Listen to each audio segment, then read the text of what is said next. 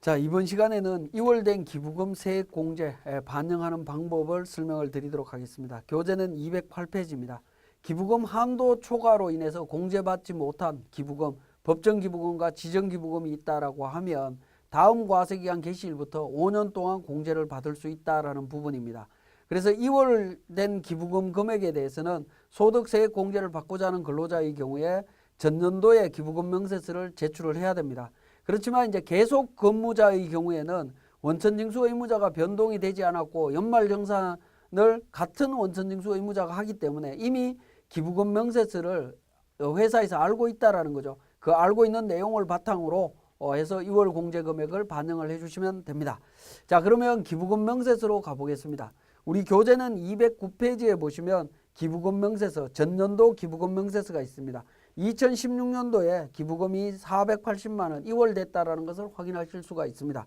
자, 이렇게 전년도 기부금 명세서가 있다면 이 금액을 기준으로 연말정산을 진행해 주시면 되겠죠. 진행해 주시면 되는데 우리 백두산이라고 하는 사원에 대한 기부금 500만 원이 당해 연도에 있고요. 자, 기부금 조정으로 갑니다. 기부금 조정으로 가면 당해 연도 기부금에 대한 부분이 반영되어 있는 것을 확인하실 수 있습니다.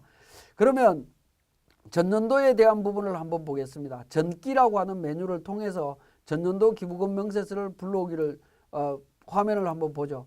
그러면 백두산에 대한 부분 기부금 조정에 가면 480만 원 2월 된 금액을 확인하실 수 있습니다. 우리 교재 209페이지에 있는 기부금 명세서 내용하고 동일한 내용입니다. 자, 이렇게 480만 원 이미 우리 세무사랑 프로에 등록이 되어 있다면 당해 연도에 반영하는 방법은 직접 입력하는 방법이 있을 거고요. 그렇지 않으면 전년도에 입력되어 있던 자료를 전년도 불러오기를 통해서 반영하시면 됩니다. 전년도 2월 금액 불러오겠습니까? 라고 멘트가 나오네요. 예라고 누르면 전년도 2016년도 그러니까 2월 된 금액 480만 원 나옵니다. 자, 이렇게 이제 2월 기부금까지 반영하신 다음에 공제 금액 계산 메뉴를 통해서 계산을 합니다. 자, 불러오기를 통해서 계산을 하게 되면 연말정산 간소화 서비스에 연말정산 추가자료 입력에 입력되어 있는 근로소득 금액을 기준으로 한도 금액을 계산을 합니다. 그래서 당해연도 공제될 금액과 공제 초과 2월 금액을 다시 계산을 해줍니다. 그래서 공제 금액 반영하기를 클릭하신 다음에 저장합니다.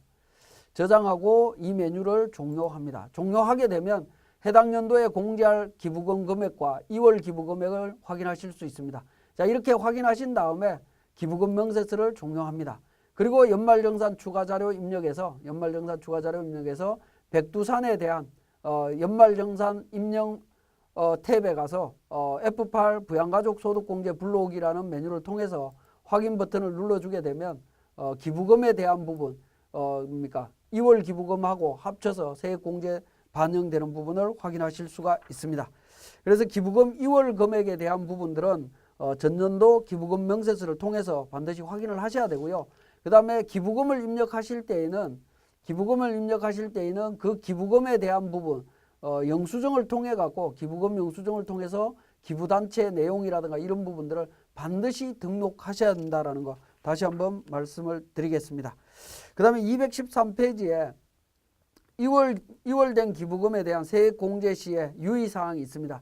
만약에 지금 백두산이라고 하는 이 직원 같은 경우에는 근로소득만 있다라고 하면 지금 말씀드린 방식대로 2월 금액을 정리하시면 됩니다. 그런데 근로소득 이외에 다른 소득이 있는 경우에는 백두산이 5월 달에 종합소득 신고했던 자료들이 있을 겁니다. 그 자료를 통해서 기부금 2월 금액을 다시 확인을 하셔야 됩니다. 기부금 명세서를 5월 달 종합소득세 신고했을 때 제출했던 기부금 명세서를 통해서 2월 금액을 확인해야 된다는 거 다시 한번 말씀을 드립니다. 자, 우리 교재 215페이지에 연말정산 추가자료 입력 실제 사례를 제가 참고 자료로 만들어 놨습니다. 요거 참고로 보시면 되겠고요. 자, 이렇게 이제 연말정산이 완료가 되고 나면 226페이지에 원천징수 이행상황신고서 연말정산과 동시에 연말정산이 이제 마감이 되고 나면 원천징수 이행상황신고서를 제출을 해야 되겠죠. 자, 2017년도 연말정산이 끝나고 나면 2018년도 2월달 급여 신고할 때 연말정산분을 반영해서 제공을 한다라는 겁니다. 그래서 원천자금연도를 2018년도로 바꿉니다. 변경을 하신 다음에 급여 자료 입력 쪽에서 2월달 급여 입력하시면서 우리 F7 중도 퇴사자 정산에서 역삼각표 누르면 연말정산이라고 하는 메뉴가 나옵니다. 연말정산이라고 하는 메뉴를 통해서 새로 불러오기 하면 내용이 전년도 연말정산 자료가 반영이 되면서 연말정산 데이터 반영하기를 통해서 적용을 하시면 됩니다. 자, 이렇게 반영을 해주시면 되겠고요. 10만 원이 넘는 분들 같은 경우에는 분납이 가능하다라고 있죠. 분납 신청을 하신 분들은 F11 분납이라고 하는 부분을 통해서 마찬가지로 연말정산 자료 불러오기를 합니다. 불러오기를 하면 자, 10만 원 넘는 직원은 안기영밖에 없습니다. 그러면 안기영에 대해서 분납 계산이라고 클릭을 하셔서 분납을 적용할 수도 있습니다. 자, 이렇게 이제 분납 적용해서 연말정산 자료들이 반영되어 있는 부분을 확인하실 수가 있습니다. 자, 이렇게 적용을 하시면 되겠고요. 자, 이렇게 이제 2월달 급여가 급여 대장이 마감이 되었다라고 하면 원천징수 이행상황신고서 작성에 대한 부분입니다.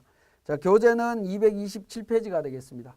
자, 227페이지에 귀속기간 2018년 2월부터 2018년 2월로 연말정산 때 내용을 불러오겠느냐라고 나옵니다.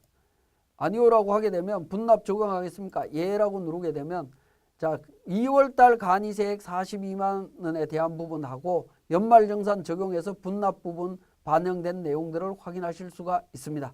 이렇게 해서 환급금액이 반영된 것을 확인하실 수가 있네요.